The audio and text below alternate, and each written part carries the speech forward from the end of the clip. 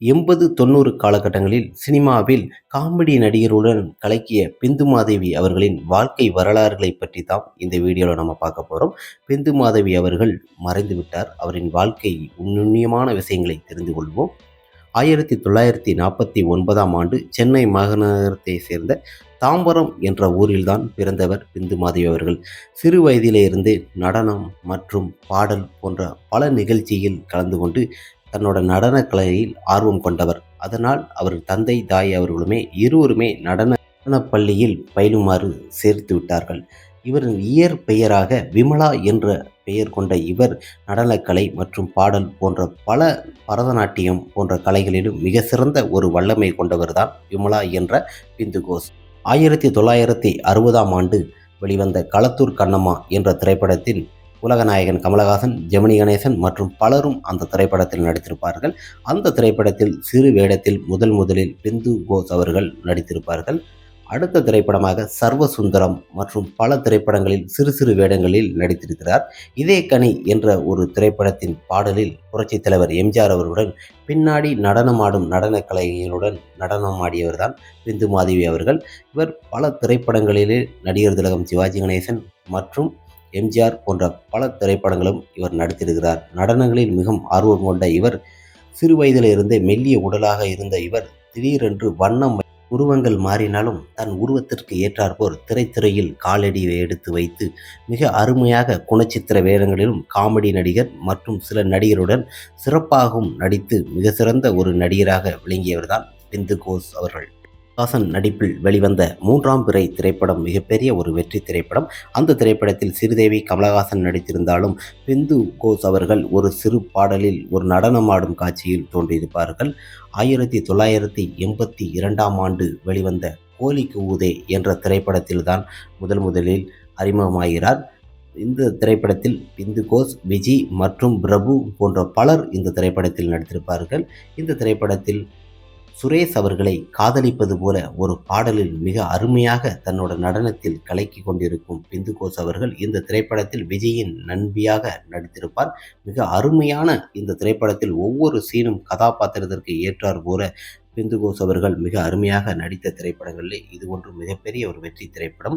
உருவங்கள் மாறலாம், டௌரி கல்யாணி, சூரக்கோட்டை, ஓசை போன்ற பல திரைப்படங்களில் பின்னி எடுத்தவர். மலையாளம் மற்றும் தெலுங்கு போன்ற பல திரைப்படங்களிலும் காமெடி நடிகர் மற்றும் குணச்சித்திர நடிகருடன் இணைந்து நடித்து கலக்கலான திரைப்படங்களில் மிக அருமையாக நடித்த பிந்து கோஷ் அவர்கள் தமிழில் விஜயகாந்தின் வெள்ளைப்புறா என்ற திரைப்படத்தில் லூசு மோகனுடன் ஒரு சர்க்கஸ் பாடலில் மிக அருமையாக நடனத்தை கலக்கியிருப்பார். மோகன் நடிப்பில் வெளிவந்த திரைப்படம்தான் அன்பே ஓடிவா. ஊர்வசி, பிந்து கோஷ் மற்றும் பலர் நடித்திருக்கும் இந்த திரைப்படத்தில் ஊர்வசியின் தோழியாக பிந்து கோஷ் அவர்கள் நடித்திருப்பார். ஊர்வசி மோகன் அவர்களை காதலிப்பது போல சீன் காட்சியில் மோகனுடன் ஆசை கொண்டு பிந்து கோஷ் அவர்கள் காதலிப்பார். இதில் வியந்து கொண்டு மோகன் மற்றும் பிந்து கோஷுக்கும் ஒரு பாடல் அன்பே ஓடிவா திரைப்படத்தில் மிக அருமையாக நடித்திருப்பார் பிந்து கோஷ் அவர்கள். நக்கல் நையாண்டி கவுண்டமணி அவர்களுடன் பல திரைப்படங்களிலும் இணைந்து நடித்திருக்கிறார் பிந்து கோஷ் அவர்கள். ஒரு திரைப்படத்தில் பிந்து கோஷ் அவர்களின் கணவனாக கவுண்டமணி அவர்கள் நடித்திருக்கும் கதாபாத்திரத்தில் ஆஞ்சநேயா ஆஞ்சநேயா என்று கடவுளின் புகைப்படத்தை விலக்கிவிட்டு திரும்பி பார்க்கும்போது அந்த புகை வழியாக பெண்கள் குளித்திருப்பதை பார்க்கும்போது பிந்து கோஷ் அவர்கள் கவுண்டமணி அவர்களை வெளுத்து வாங்கும் சீனு ஒவ்வொரு திரைப்படத்திற்கும் கதாபாத்திரத்திற்கு ஏற்ற போல் பிந்து கோஷ் அவர்கள் மிக அருமையாக நடித்திருப்பார்.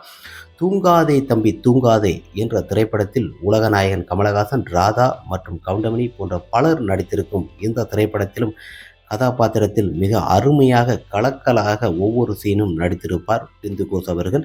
லூசு மோகன் மற்றும் செந்தில், கவுண்டமணி போன்ற பல நடிகருடன் இணைந்து நடித்திருக்கிறார். ஒவ்வொரு சினிமாவிற்கும் ஏற்றார் போல தன் கதாபாத்திரத்தில் உடம்பு குண்டாக இருந்தாலும் அதற்கு ஏற்றாற்போல் நெளிந்த உடலும் மலிந்த உடலுடன் பல நடிகருடன் இணைந்து நடிக்கும் ஒரு திறமை வாய்ந்த நடிகையாக இருந்தவர்தான் பிந்து கோஷ் அவர்கள். தமிழ் நடிகர்கள் சிவாஜி கணேசன், விஜயகாந்த், ரஜினிகாந்த், கமலஹாசன், இளையதிலகம் பிரபு, ஆக்ஷன் கிங் போன்ற பல நடிகர்களின் திரைப்படங்களில் சிறு சிறு வேடங்களில் குணச்சித்திர வேடங்களில் நடித்திருக்கிறார் பிந்து கோஷ் அவர்கள். அன்பே ஓடிவா, நீதியின் நிழல், குடும்பம் கோயில், நவக்கிரக நாயகி, மங்கவா சபதம், விடுதலை போன்ற பல திரைப்படங்களும் இவர் இணைந்து நடித்திருக்கிறார். சிறு வேடங்களாக இருந்தாலும் மிக சிறப்பாக நடிக்கக்கூடிய பெண்மணி தான் பிந்து கோஷ் அவர்கள்.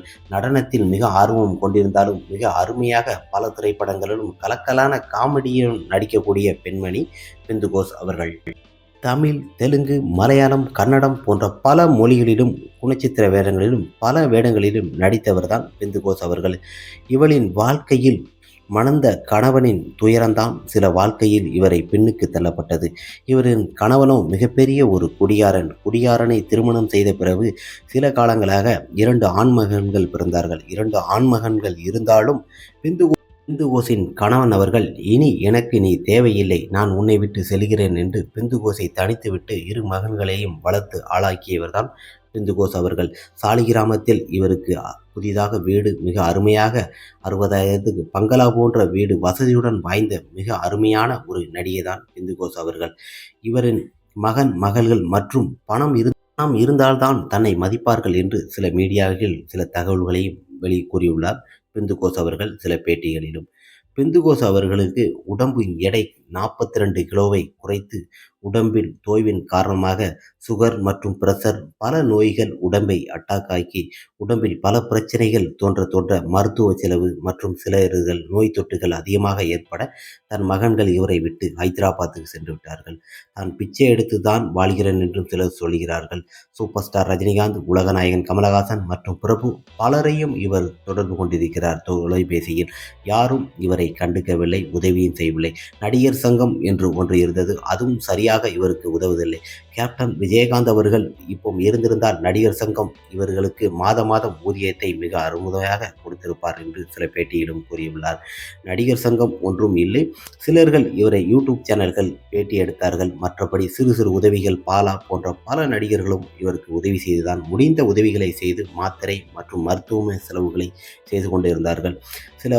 சில காலங்களாக உடம்பு நிலை முடியாத பட்சத்தில் ஒரு 2 மாதங்களுக்கு முன்பே சில சேனல்களில் பேட்டி கொடுத்தார்கள். உடம்பு முடியவில்லை, யாராவது உதவுங்கள், எனக்கு உதவி தாருங்கள் என்று மிக அருமையாக பணிவுடன் கேட்ட பிந்து கோஷ் அவர்கள் நேற்றைய தினத்தில் தனது உடல் நலை சோர்வு நிலையினால் மறைந்த காரணத்தினால் திரைத்துறையில் மிகப்பெரிய ஒரு துயரம் மறைந்தது. இவர் வாழ்க்கையில் மிகப்பெரிய ஒரு சாதனை படைத்த ஒரு சாதனையாளர். நடனம் மற்றும் பாராட்டும் மிக புகழ்பெற்றவர். கடைசி காலகட்டத்தில் தனக்கு வீடு கூட வாடகையில் இருக்கும் நிலைமையில் தன்னை படுகொலியில் தள்ளப்பட்ட தன் கணவன் தன் பிள்ளைகள்தான் என்றும் சில பேட்டியில் கூறுகிறார். இவர் மறைந்தபோது மருமகள் மற்றும் பலரும் நான் எங்கள் அத்தையை தொடர்பில்தான் கொண்டிருக்கிறோம், இவங்களை நான் தனியாக விடவில்லை என்று சில பாவங்களும் அவங்களை சுற்றி கொண்டு இருக்கிறது என்று கண்ணீர் விட்டு கதறியும் சினிமாவில் இவ்வளவு உழைத்தும் கடைசி காலகட்டத்தில் ஒருவாய் சோறு கூட நிம்மதியாக சாப்பிட முடியாமல் இறந்த நடிகை பிந்து மாதவின் வாழ்க்கை வரலாறின் துயர சம்பவங்களை பற்றி தான் நாம் தெரிந்து கொண்டோம். நடிகர்களின் பல வாழ்க்கை வரலாறுகளை பற்றி நாம் தெரிந்து கொள்ளலாம். பிந்து மாதவி அவங்களின் துயர சம்பவங்கள், வாழ்க்கை மரணங்களை பற்றி தான் நாம் தெரிந்து கொண்டோம். Okay friends.